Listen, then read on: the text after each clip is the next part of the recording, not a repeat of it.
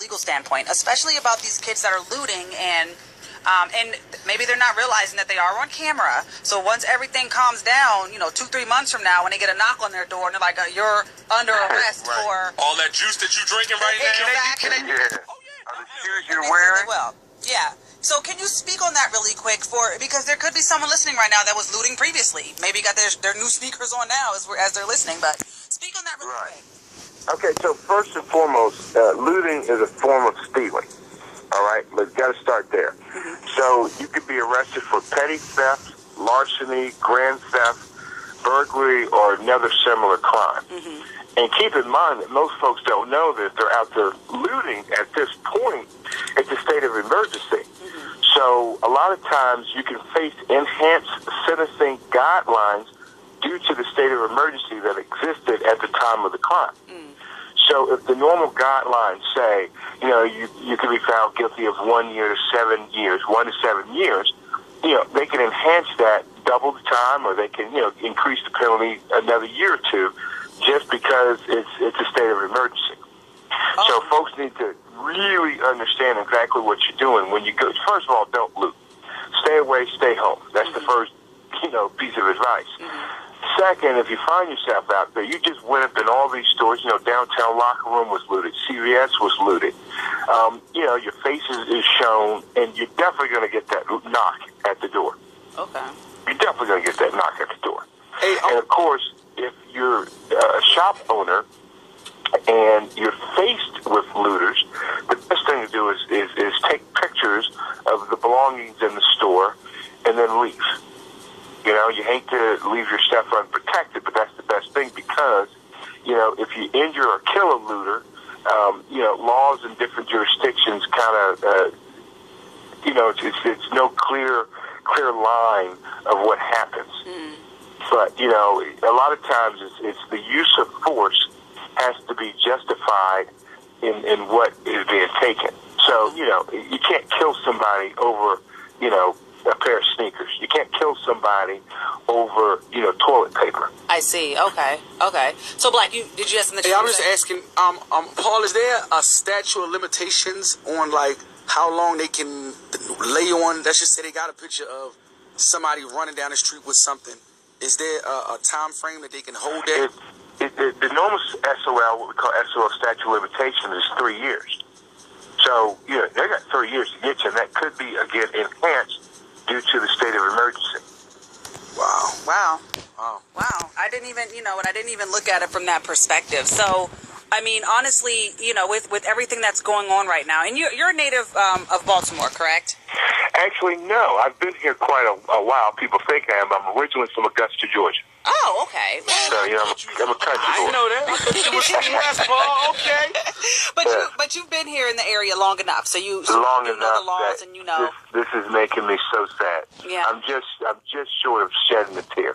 This is very sad. This is not what Freddie Gray, and definitely he can't speak. We know his family has spoken, and they definitely don't want this. They told all of us we don't want any demonstrations, no protests, no anything today where we're laying our son and our beloved one to rest. Okay, now, and because you have practiced law, so you know the law pretty much. We were discussing earlier that 40 minutes that are unaccounted for in the back of that van. Right.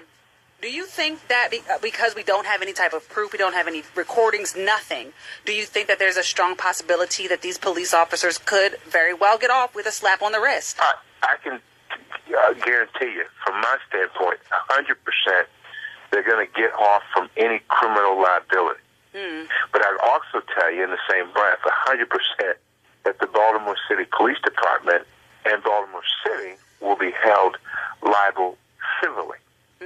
Okay. So do you think that if they do get off, that the rioting could potentially be brought back up again? No, of course, it will be. Again, I'm 100% sure. Yeah.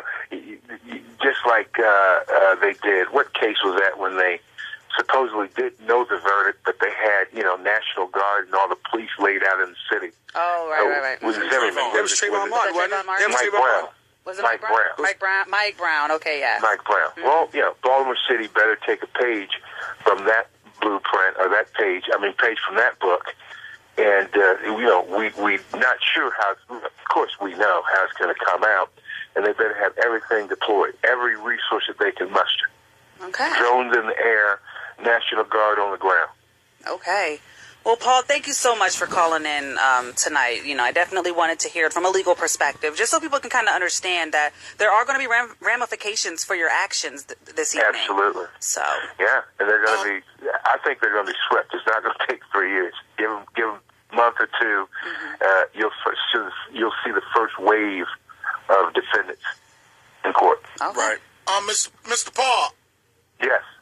How swift you think will be for the police that actually harmed Freddie Gray then?